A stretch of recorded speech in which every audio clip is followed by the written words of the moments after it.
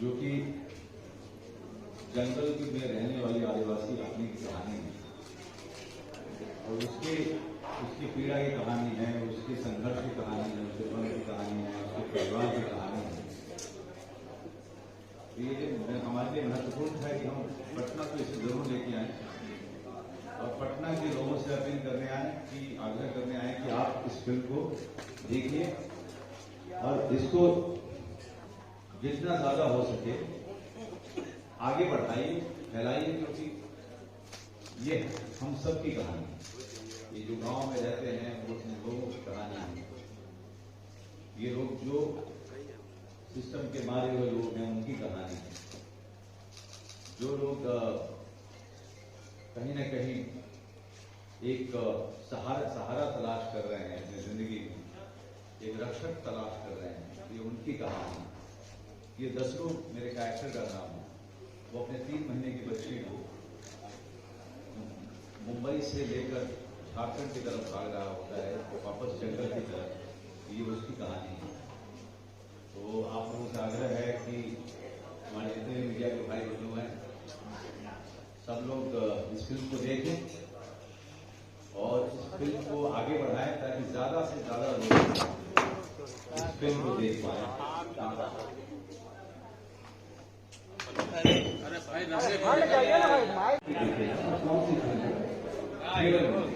Sir एक खजरा sir please sir, Wasseypur sir please please sir, एक बार सर, एक बार सर। बड़े अफसोस के साथ ये सूचित किया जाता है कि कल रात वासेपुर की एक लड़की को अगवा कर लिया गया। आज अगले 24 घंटे में लड़की अपने घर नहीं पहुंची तो पूरे इलाके में इतना बम मारेंगे कि इलाका धुआं हो जाएगा। कोई डायलॉग जो आपको बेहतरीन लगा, बहुत अच्छा लगा? बहुत अच्छे से डायलॉग है, लेकिन मेरा डायलॉग बोलना, देवशी को मेरा डायलॉग बोलने से ज्यादा इनको मेरी खामोशी अच्छी लगती है। इसलिए तो भोसले में ये देखिए 12 शब्द थे जो मैंने बोले थे और इसमें कितने बोले हैं? इसमें 16-17 बोले। तो ये एक अलग तरीके का अभिनय है, लेकिन रोमांच बहुत ज्यादा है। ये फिल्म एक बार जब शुरू होती है, ये कल का मेरा अनुभव रहा है जब हिंदुस्तान में पहली बार जब मैंने महसूस किया इस फिल्म की स्क्रीनिंग के बाद कि जब फिल्म शुरू होती है तो ऑडियंस जो है एक बार भी बाहर तो छोड़ दीजिए, वो गर्दन उठा के राइट या लेफ्ट की तरफ भी नहीं देखती। ये फिल्म इतना आपको बांध के रखती है। दसरू की यात्रा उसकी छोटी बच्ची के साथ वो हमेशा आपको सीट पे बिठाए रखता है और कभी भी आपका भटकाव हो नहीं पाता किसी और चीज से फिल्म में, थिएटर में रहते हुए। ये फिल्म इतनी ज्यादा लोगों को न सिर्फ बांधती है बल्कि दसरू के और जोरम के किरदार से बिल्कुल जोड़ देती है। ऐसा लगता है कि आप भी उसी हालात में पहुंच गए हैं, आप उसकी यात्रा में साथ हो रही हैं। सर जोरम का अर्थ और क्या आप ट्राइबल चाहे जैसे दंतेवाड़ा हो या छत्तीसगढ़ हो या कहीं अनुभव लिए सर आदिवासी कैट करने से पहले? तो मैं कुछ 15-20 साल से आदिवासी एक्टिविस्ट रहा हूँ। मैं आदिवासी नहीं हूँ, बट मैं जितना हो सके मैं बहुत रिस्पेक्टफुली जितना डीप में जा सकता हूँ बिना वो आदिवासी पर्सपेक्टिव पूरी तरह क्रैक करे, क्योंकि इस जिंदगी में आदिवासी ना होने की वजह से मैं वो पर्सपेक्टिव कभी क्रैक कर नहीं पाऊंगा।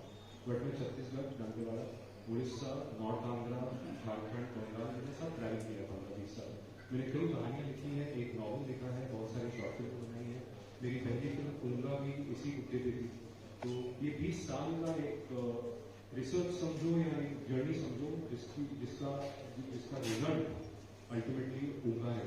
तो जोरम का कोई मतलब नहीं, क्योंकि ज्यादातर आदिवासी नाम वो नेचर से, साउंड से आते हैं, उनका कोई मतलब नहीं है।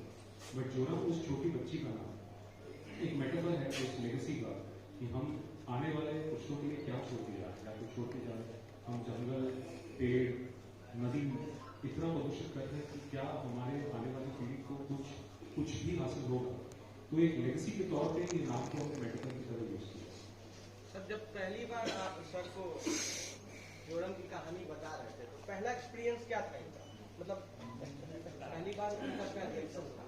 तो मैं एक्चुअली सुनाता नहीं हूँ, मुझको पढ़ने का बहुत शौक है, तो मैं तो स्क्रिप्ट सुना देता हूँ, बट मेरी खुशकिस्मती है कि मेरी हर स्क्रिप्ट जो उनके पास गई है वो 2, 3, 4 घंटे में मुझे जवाब आ जाता है, तो उसके बारे में मुझे सकता है। मैं जानना चाहूंगा सर से कि ऐसे आप बहुत सारी मूवी का स्क्रिप्ट पढ़े होंगे और आपकी अभिनय का कार्य पूरा इंडिया ही नहीं पूरा वर्ल्ड है, तो जब पहली बार इस मूवी का स्क्रिप्ट आप पढ़े थे तो क्या मतलब लगा था, वो एक्सपीरियंस शेयर कीजिए।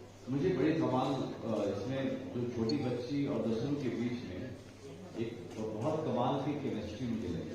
उनका जो संवाद होता है, 3 साल की 3 महीने की बच्ची जो है सिर्फ रो सकती है या हंसती है, और उसके अलावा वो शब्द नहीं निकलते हैं उसके मुंह से। उसी तरीके से दसरू है जो अब पूरी तरीके से खामोश हो चुका है, उसके पास भी कोई शब्द नहीं बचे, लेकिन दोनों आपस में इस यात्रा में बहुत ज्यादा आपस में इंटरैक्ट करते हैं, आपस में उनके संवाद बहुत होते हैं, और वो साइलेंस में संवाद जो है, मौन में संवाद, उसका एक अलग पर्सपेक्टिव, एक अलग ढंग से हमने करने की कोशिश की है, जिसे देवाशीष ने बहुत ही बढ़िया ढंग से उसको फिल्माया है और बहुत ही सुंदर बन के आया है।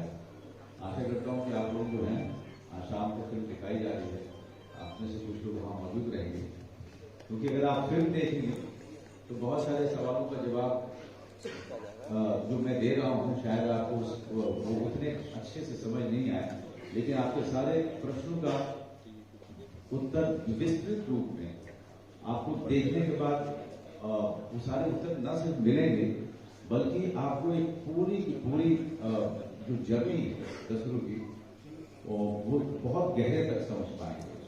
सर शूटिंग के दौरान कोई यादगार किस्से से? यादगार, मैं वहां पर जिशान अयूब मेरा को एक्टर, स्मिता सामने मेरे को एक्टर, एक मेघा करके लड़की, और भी मेरे एक्शन की जितनी टीम, उन सबको जो है मैं उन्हीं के भात बना के खिलाता था। हाँ, जो मीट भात और घंटा का चोखा, आलू का चोखा, आलू परवल, भिंडी का भुजिया, मैं मैं कमरे में भी क्रिएट कर देता हूँ।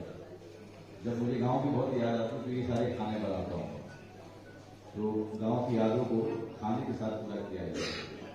मनोज जी, जब ये फिल्म आप करा रहे थे तो आपकी जिंदगी में भी कभी सिस्टम ने नाइंसाफी की होगी, वो जहन में कोई वाकया याद आया या आपके आसपास? देखिए क्या है कि हम लोग हमारे देश में एक